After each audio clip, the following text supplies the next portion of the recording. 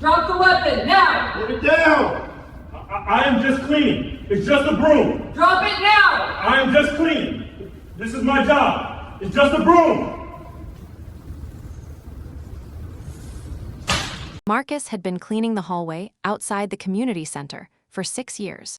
6 years of Tuesday afternoons, of knowing exactly which sections of floor needed extra attention, of understanding the rhythm of the building's days. He was 43 years old, divorced, supporting a daughter in community college. The job gave him steady hours, decent benefits, and something else: the quiet satisfaction of making spaces clean and safe for other people. The community center mattered. Kids came here after school. Teenagers studied in the library. Seniors came to the gym. Families gathered in the main hall for celebrations. On Friday nights, there were weddings. On Saturday mornings, there were youth programs. Marcus took pride in the knowledge that, when he finished his shift at 10 p.m., this building was ready for whatever came next. Floors gleaming, bathrooms stocked, hallways clear. His daughter, Keisha, was studying business administration. She wanted to open her own consulting firm someday. She was smart, driven, exactly like her mother had been. Every month when Marcus helped with her tuition, he felt like he was building something. Like his work meant something beyond just cleaning. The neighborhood where the community center sat had struggled for decades. Crack epidemic in the 80s, heroin in the 2000s, now fentanyl. The police presence was heavy: more patrol cars than in other parts of the city. More stops, more searches, more tension. Marcus had learned to navigate it carefully. Don't make eye contact. Keep working. Don't give anyone a reason to notice you. He had learned this from his father, who had also worked jobs in this neighborhood. His father had taught him, stay respectful with authority. Keep your hands visible. Comply. Don't escalate. His father had lived through the 1980s, had seen what could happen when you didn't follow those rules. At 3:47 p.m. on a Tuesday, 2 police officers came through the front entrance of the community center. Officers Williams and Chen. Williams was newer to the force, eager, 28 years old, 3 years on the job, 47 arrests made. He prided himself on staying alert, on reading situations, on not missing threats. Williams had been told repeatedly, better to respond to something that turns out to be nothing than to miss something that matters. Chen was a veteran, 15 years on the job.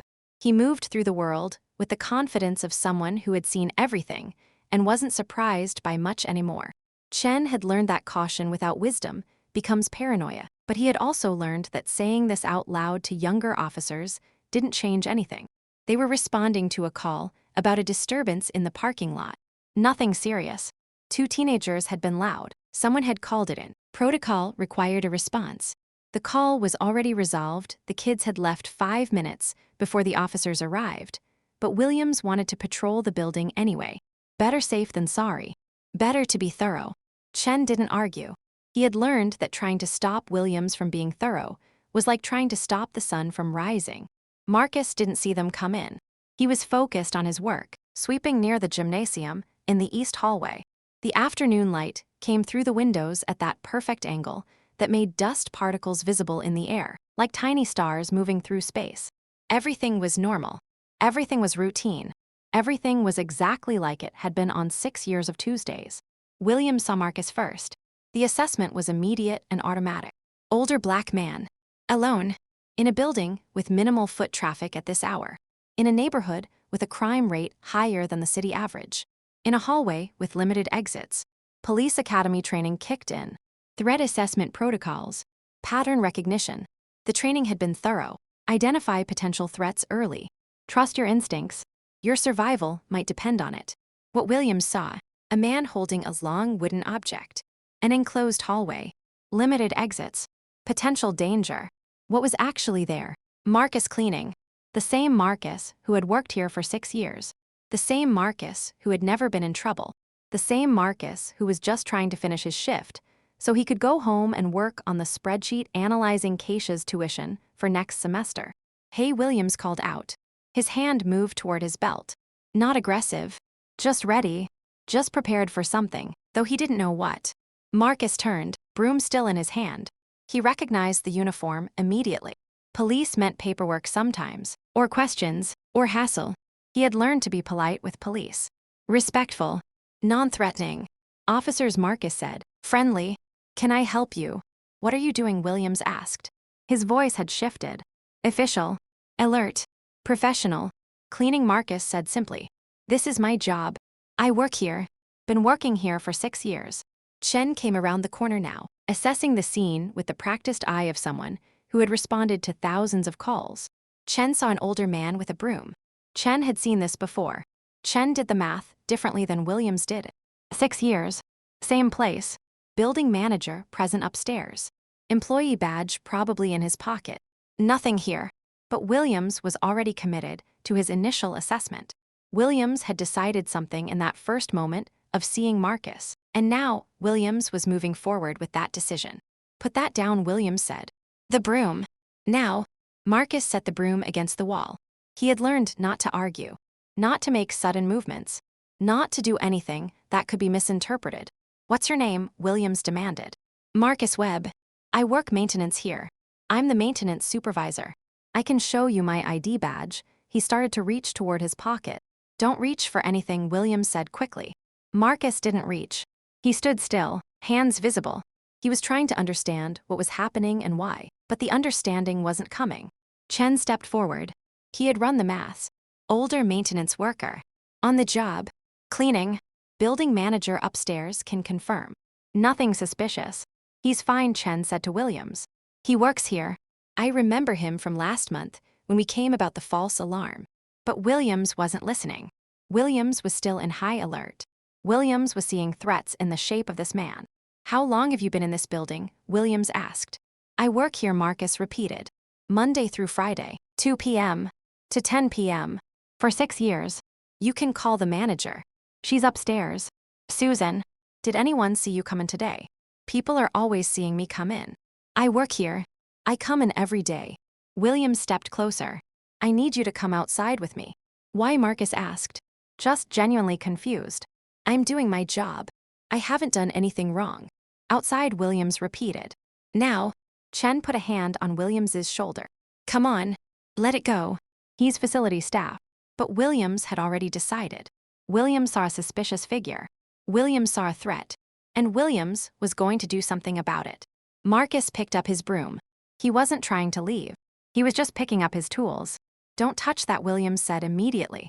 That's when the wooden handle became something else in Williams's mind. That's when a cleaning tool became a potential weapon. A stick. An object. Something that needed to be treated carefully. Drop it, Williams shouted. It's my broom, Marcus said, bewildered. Drop it now. Marcus dropped it. The broom clattered on the tile floor. Hands up, Williams commanded. Marcus raised his hands. Officer, I work here. I don't understand what's happening. Chen was already on his radio. Dispatch, we have a male subject in the community center on Maple Street. Possible suspicious activity. We're investigating. The call went out. Other units were dispatched. What had been a routine Tuesday afternoon was now an incident. It was in the system. It was official. It had momentum. Williams patted Marcus down, searching for weapons. Finding nothing. Marcus stood against the wall, hands up, his confusion turning to fear. Fear of what? He hadn't done anything. He was just working. The building manager, Susan, heard the commotion. She came downstairs and saw Marcus against the wall with police around him. That's Marcus, she said immediately. He's been with us for 6 years. He's our maintenance supervisor. He's been here since 2 p.m. He works here every single day. We're conducting an investigation, Williams said, not looking at Susan. Of what? Susan asked. Her voice was sharp now. Angry. He's cleaning. That's what he does. Ma'am, please step back. More officers arrived. 4 now. All focused on Marcus Webb, with his hands up against the wall of the building where he had worked for 6 years. Chen felt the situation spiraling. Chen knew what was happening. Chen had seen it before and knew how this usually ended. He's an employee, Chen said firmly to Williams. The manager confirmed it. We're done here. But the incident had momentum. Once the call went out, other units responded. Once officers arrived, they needed to understand why. Procedure, protocol, bureaucracy. They ran Marcus's ID. Clean record. No warrants. No priors. You can go, an officer finally said. Marcus lowered his hands. He picked up his broom. His hands were shaking. I'm sorry for the confusion, Susan said. Marcus didn't respond. He finished his shift in silence. He went home. He didn't talk about it. What was there to say? The next morning, he called in sick. He needed a day to process. He had done nothing wrong. He was just working. And it had taken 4 police officers to establish that he was allowed to be there. By the end of the week, word had spread through the community. Marcus Webb, the maintenance guy, had been stopped and questioned while cleaning for holding a broom. The rumor became more dramatic with each telling. Some people said he had been thrown against the wall. Some said he had been arrested. People understood what had happened, even if they didn't know all the details. The truth was simpler. A man had been treated as a threat for working while existing. Williams filed a report. Suspicious activity investigated. Subject cleared. Case closed. No charges were filed. Marcus went back to work on Monday. He cleaned the hallways. He swept the floors. But he was different now. Now when he worked, he was aware. Aware of being watched. Aware that holding his tools could be interpreted as suspicious. Aware that existing in a certain space while being a certain color could make him a problem. Chen thought about that day every day for 2 years. He had seen it clearly. He had known immediately that Marcus was just working. But he hadn't pushed harder. He had stood by. And that weight accumulated until it became unbearable. Williams continued his career. He had been cautious. He had followed his training. He had learned that being cautious had no professional cost.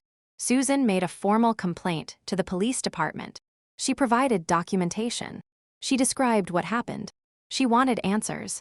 The police department reviewed the incident. Williams had responded to a call. Williams had seen someone holding an object. Williams had exercised caution.